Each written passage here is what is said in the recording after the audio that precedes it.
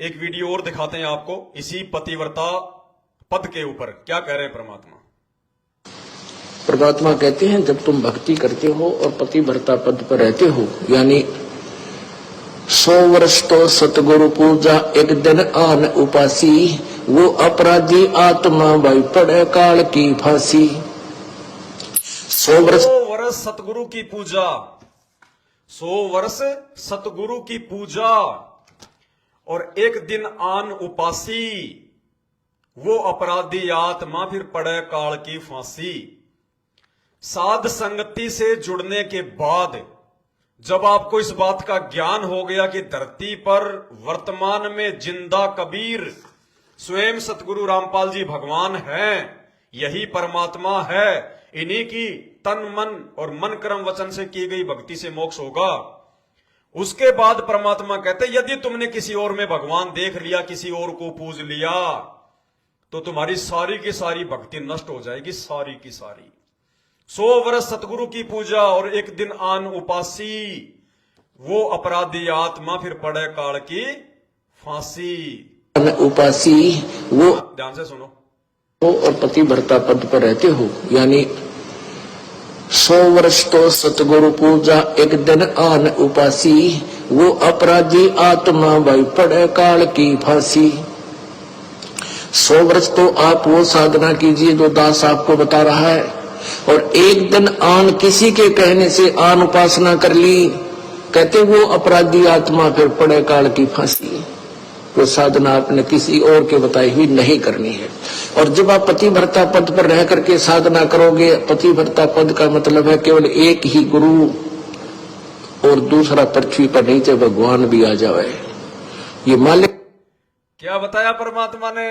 भाई और बहनों, इतने गहरे गहरे प्रमाण, इतने गहरे गहरे सबूत परमात्मा ने अपने सत्संगों में दे रखे हैं। किसी की बुद्धि नहीं खुल रही, ये साध संगति से परमात्मा उजागर करवा रहे हैं। साध संगति से क्या कह रहे हैं परमात्मा?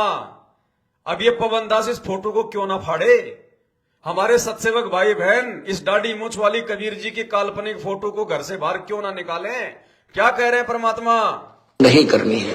और जब आप पतिव्रता पद पर रह करके साधना करोगे, पतिव्रता पद का मतलब है केवल एक ही गुरु और दूसरा पृथ्वी पर नीचे भगवान भी आ जाए। ये मालिक कहते हैं गुरु गोविंद दोनों खड़े किसके लागू पाए, उन्हीं का आदेश है। इसीलिए है कि आपको ये काल। अब बताओ, हम तो भगवान के आदेश की पालना कर रहे हैं कि ये तो मात्र एक फोटो है, ये तो मात्र एक फोटो है। अगर ये फोटो वाला अगर साक्षात भी आ जाए तो भी परमात्मा क्या कह रहे हैं कि चाहे भगवान ही क्यों ना आ जाए धरती पर, नहीं, दोबारा सुन लो एक बार, रोगे नहीं ऊपर हाथ खड़े करके। सतलोक आश्रम मैनेजमेंट हरियाणा वालों, रोगे ऊपर हाथ करके अगर इस फोटो को तुमने समय रहते अपने घर से और दरबार से बाहर नहीं निकाला तो। गुरुदेव का आदेश मान लो। मैं पवन दास नहीं कह रहा कुछ भी, मैं तो कुछ नहीं बोलता, मैं अपनी तरफ से कुछ नहीं बोलता। मैं जो भी बता रहा हूं गुरुदेव के सत्संगों को आधार बना के बता रहा हूं। अगर तुम अपने गुरुजी की बात भी नहीं मानोगे तो नालायको, तुम काहे के गुरु भगत हो? तुम तो गुरु विमुख हो, गुरु विमुख है। क्या कह रहे हैं? पद पर रह करके साधना करोगे, पतिव्रता फिर पड़े काल की फांसी। वो साधना आपने किसी और के बताई हुई नहीं करनी है।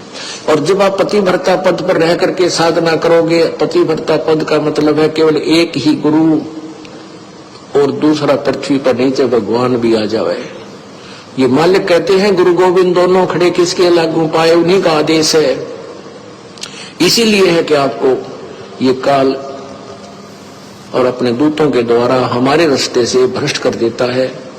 फिर कुछ दिन आपका पुण्य आपके साथ होता है, वो पहले किया हुआ जो तो इसी प्रकार सतलोक आश्रम मैनेजमेंट हरियाणा वालों के साथ केवल उनके पुण्य चल रहे हैं, पुण्य, भक्ति नहीं चल रही, क्योंकि मर्यादा सबकी टूटी हुई है, गुरु का आशीर्वाद किसी पर नहीं है। केवल केवल साध संगति से जुड़कर, और साध संगति से जुड़ने के बाद भी पूर्णतया 100% गुरु जी का पक्का भगत बनकर, सत सेवक बनकर, हर एक मर्यादा में रहकर जो भक्ति करेगा अंतिम श्वास तक, वही आत्मा सतलोक का दरवाजा इस कलयुग की बिचली पीढ़ी में देख पाएगी। नहीं देख पाओगे, क्योंकि 13वें पंथ की भक्ति, 13वें पंथ के संचालक कौन? सतगुरु रामपाल जी भगवान। 13वें पंथ की यथार्थ भक्ति केवल साध संगति में है और कहीं नहीं है। सतलोक आश्रम मैनेजमेंट हरियाणा के आश्रमों में 12वें पंथ की भक्ति होती है, 12वें पंथ की। अरे कॉमन सेंस की बात है, विचार करो। 13वें पंथ के संचालक कौन है? 13वें पंथ के संचालक कौन? आप कहोगे जी सतगुरु रामपाल जी हैं। 13वें पंथ का भगवान कौन? आप कहोगे जी सतगुरु रामपाल जी हैं। इन्होंने तो 13वां पंथ चलाया है और यही 13वें पंथ के संचालक हैं। और 12वें पंथ का भगवान कौन? ये 12वें पंथ का संचालक कौन? आदरणीय गरीबदास जी महाराज। विचार करना, 13वें पंथ को चलाने वाले भी ये और 13वें पंथ के भगवान भी ये। 12वें पंथ के भगवान कौन? ये। और 12वें पंथ को चलाने वाले कौन? आदरणीय गरीबदास जी। तो नालायको, तुम 13वें पंथ में आकर, सतगुरु रामपाल जी के 13वें पंथ में आकर अगर तुम 12वें पंथ के भगवान को पूजोगे, दरबार में इसकी फोटो रखोगे और 12वें पंथ का जो गुरु है गरीबदास जी, उसकी फोटो अपने दरबार में रखोगे, तो तुम्हें कौन कहेगा कि तुम पतिव्रता आत्मा हो, तुम 13वें पंथ के भगत हो? 13वें पंथ के भगत तो केवल साध संगति से जुड़े हुए सत्सेवक भाई बहन हैं। अरे हमारा 12वें पंथ से लेना क्या है? तुम 13वें पंथ के गुरु को अपना गुरु बनाकर भी 12वें पंथ के गुरु गरीबदास जी को पूज रहे हो। 12वें पंथ के गुरु आदरणीय रामदेवानंद जी महाराज को पूज रहे हो। 12वें पंथ के गुरु पंडित चिदानंद जी को पूज रहे हो। 12वें पंथ के भगवान इस काल्पनिक कागज की फोटो को पूज रहे हो। तुम्हें भगवान कहां से मिलेगा? तुम पतिव्रता आत्मा कहां से हो जाओगी? कॉमन सेंस का विचार तो करो, नींद से जागो। तुम 13वें पंथ में आ चुके हो, 13वें पंथ में।